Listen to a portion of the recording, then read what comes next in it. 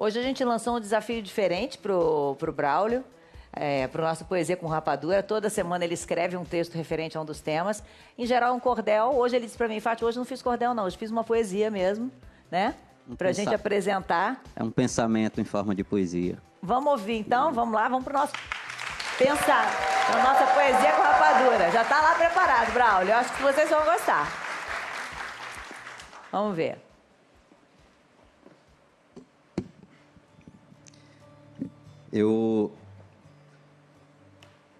Quando o tema foi divulgado ontem, as pessoas sabem, me acompanham nas redes sociais, sabem que toda sexta eu estou aqui, eu faço uma poesia sobre alguma das pautas do programa. E é incrível como eu já pude sentir esse preconceito, porque já houve comentário nas minhas fotos de pessoas dizendo: poeta, mas você não vai fazer poesia para defender esse tipo de gente.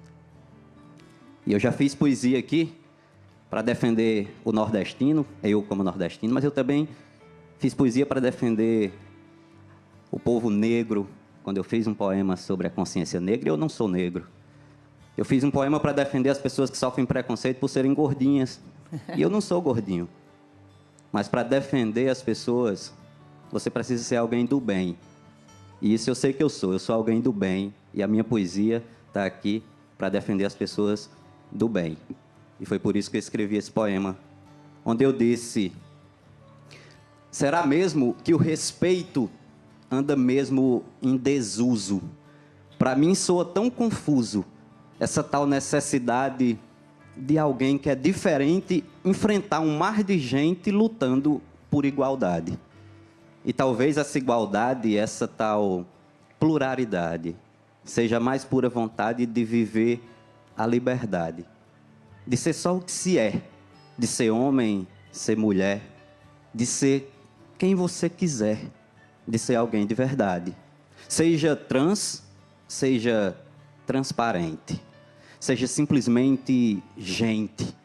Mesmo que alguém lhe julgue diferente, mesmo que você mesmo se julgue diferente, eu reforço, seja gente, urgente. Há quem nasceu para julgar, há quem nasceu para amar. E é tão simples entender de qual lado a gente está. E o lado certo, meu povo, o lado certo é amar. Amar para respeitar, amar para tolerar. Amar para compreender que ninguém tem o dever de ser igual a você. Apenas seja, enfrente essa peleja contra uma sociedade que se acha no direito de lhe julgar com maldade. Seja de verdade. Afinal, da sua alma, do seu corpo e da sua identidade, é você, e só você, que possui autoridade.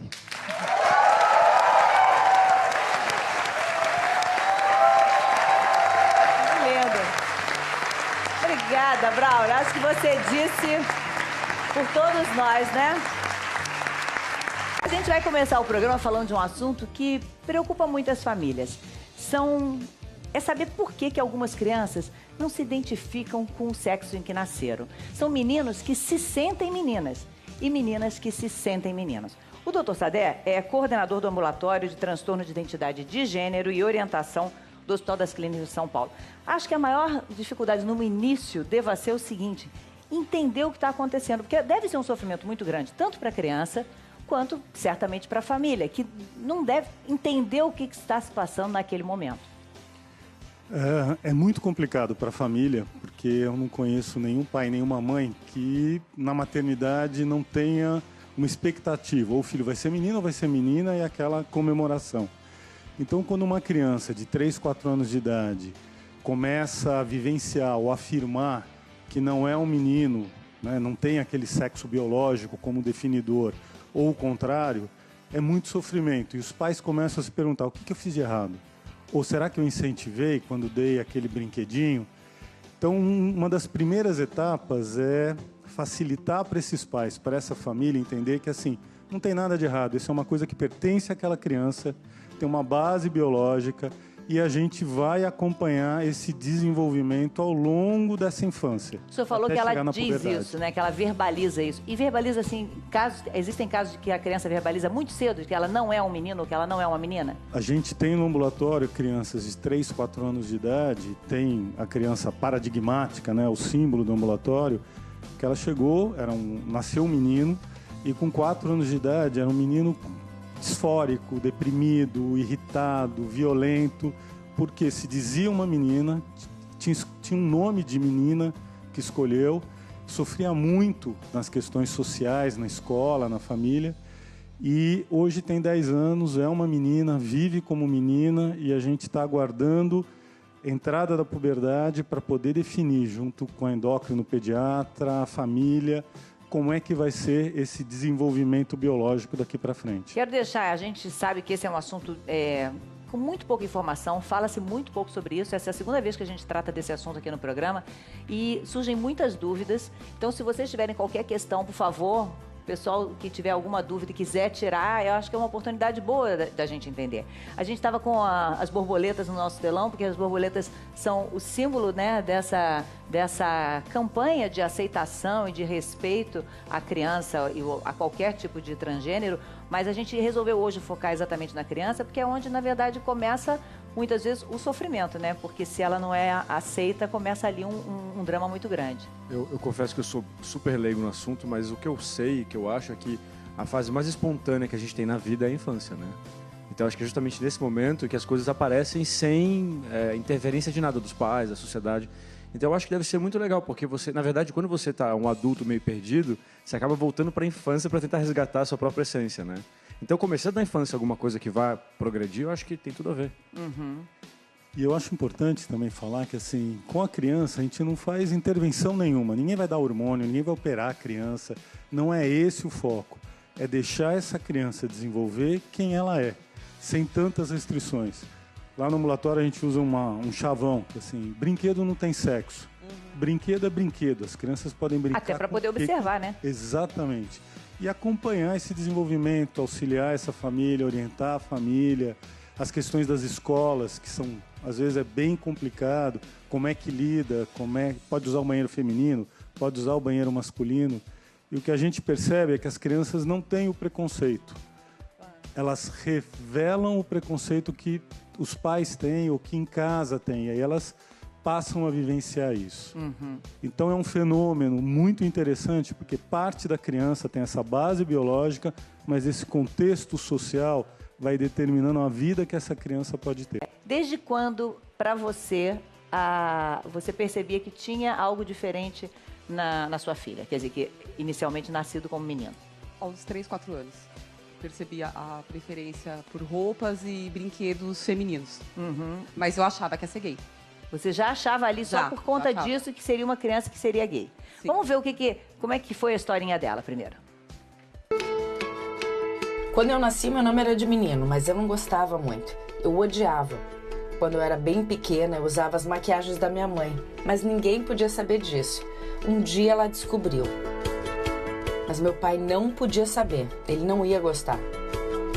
Quando não tinha ninguém em casa, eu pegava as roupas da minha mãe e brincava de desfile no corredor. Eu gostava de ir no trabalho da minha mãe porque eu brincava de boneca com a filha da patroa. Aí a patroa da minha mãe falou com o pessoal do HC. Aí eles me chamaram, fizeram entrevista e me aceitaram lá. Agora eu tenho um nome de menina. Na escola eu sou menina, brinco com as minhas amigas e é bem legal. Quando eu crescer, acho que eu vou ser uma mulher muito bonita. Eu queria ser jornalista.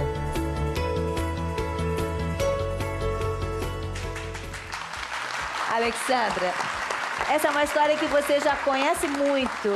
E por que você se emocionou tanto ao ouvir?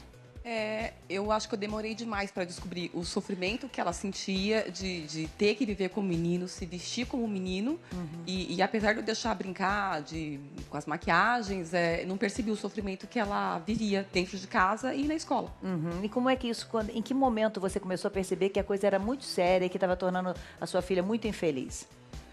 Não tinha amigos. Não tinha amigos, não interagia, não saía de casa, era uma criança agressiva. Se machucava. E começou, eu não sou um menino, eu não sou um menino, eu não quero ser um menino. E eu não entendia. E foi quando a gente chegou no HC que as coisas ficaram mais claras, tanto para mim quanto para ela. E de lá para cá é outra criança, assim, é uma criança feliz, é uma criança que tem amigos, é uma criança que interage, que era uma coisa que não existia antes. Nessa nova escola, ela já assumiu a identidade Ela chegou de como menina. Isabela. Já chegou como Isabela. E aí foi muito mais fácil para ela. Bem mais tranquilo. Aham. Que assim, vai com roupa de menina, uniforme de menina, então a vida ficou mais fácil para ela. Aham. Doutor, é bonito ela ver essa emoção, mas, e outro lado, ela disse assim, uma frase ali, eu pensei que ele seria gay. Há uma confusão muito grande entre a identidade de gênero, ou seja, a identidade que você nasceu, e a orientação que você vai ter depois, né? Sim. Uma coisa é você se definir como homem ou mulher. Outra coisa é quem você elege para uma atividade sexual. Então, a identidade de gênero, ela se refere ao ser homem ou mulher.